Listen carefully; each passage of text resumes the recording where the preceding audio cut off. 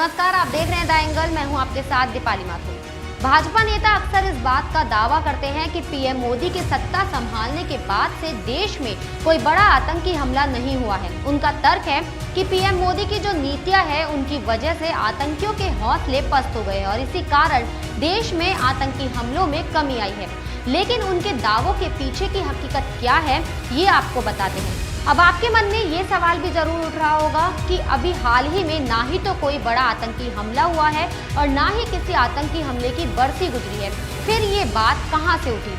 चलिए आपको बताते हैं क्या है पूरा मामला। दरअसल ये बात इसलिए उठी है क्योंकि 2013 में छत्तीसगढ़ की झीरम घाटी में हुए हमले की जांच कर रहे आयोग ने हाल ही में इस मामले में अपनी पूरी रिपोर्ट प्रदेश की राज्यपाल को सौंपी है।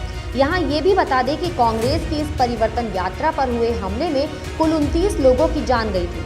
रक्षा मंत्री राजनाथ सिंह ने 2 सितंबर 2021 को गुजरात के केवड़िया में हुए एक कार्यक्रम के दौरान बयान दिया था कि 2014 में पीएम मोदी के सत्ता में आने के बाद से जम्मू कश्मीर को छोड़कर देश में कोई बड़ा आतंकवादी हमला नहीं हुआ है। साथ ही उन्होंने कहा था कि केंद्र में बीजेपी सरकार की ओर से उठाए गए कदमों से आतंकवादियों में डर पैदा करने में कामयाबी मिली है।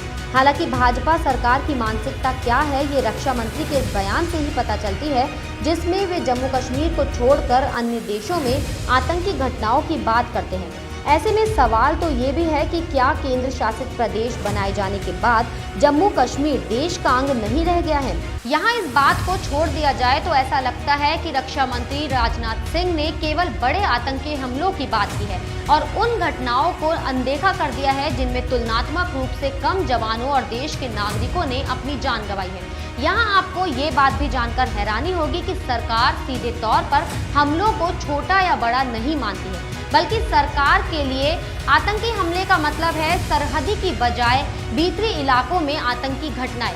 अब आपको बताते हैं कि सरकार ने आतंकी सुरक्षा को किस तरह से अलग अलग कैटेगरी में रख रखा है। रक्षा मंत्रालय आंतरिक सुरक्षा के मुद्दों को रखता है 4 वर्गों में। जम्मू और कश्मीर में सीमा पार से आतंकवाद, नॉर्थ ईस्ट में उग्रवाद, कुछ राज्यों में वामपंथी उग्रवाद, भीतरी इलाकों में आतंकवाद। इस हिसाब से भी अगर देखा जाए तो 23 मार्च 2021 को संसद में तत्कालीन केंद्रीय गृह राज्य मंत्री जी किशन रेड्डी ने एक सवाल के जवाब में इस बात को माना था कि भारत के भीतरी इलाकों में मोदी सरकार के आने के बाद 6 आतंकवादी हमले हुए हैं। सरकारी आंकड़ों के मुताबिक इन हमलों में 11 सुरक्षाकर्मी और 11 नागरिकों ने जान गंवाई। हालांकि गृह मंत्रालय या रक्षा मंत्रालय साफ तौर पर नहीं बताता कि हमला बड़ा है या छोटा, इसका पैमाना क्या है। लेकिन भारत के पूर्व गृह राज्य मंत्री हंसराज अहीर ने संसद में बताया था कि 2014 से 2017 के बीच 2 बड़े आतंकवादी हमले हुए थे, एक 2015 और एक 2016 में।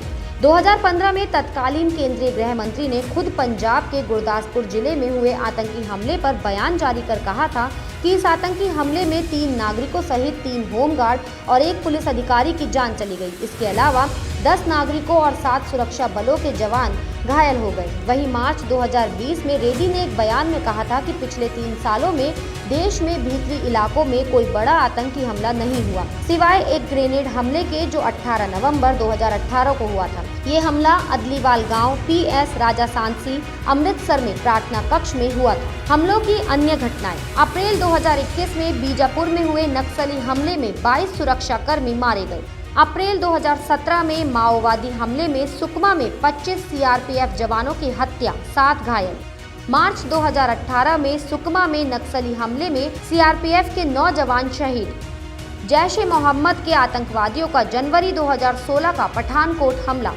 2017 में भोपाल उज्जैन पैसेंजर ट्रेन में ब्लास्ट। इन घटनाओं से साफ है कि मोदी सरकार की कोशिश सिर्फ यही है कि किसी भी तरह से अपनी ही पीठ थपथपाई जाए, फिर चाहे देश के जवानों के बलिदानों को अनदेखा ही क्यों ना करना पड़े और जरूरत पड़े तो उनकी शहादत को भी दबा दिया जाए, लेकिन अपना दामन पाक साफ रहना जरूरी है।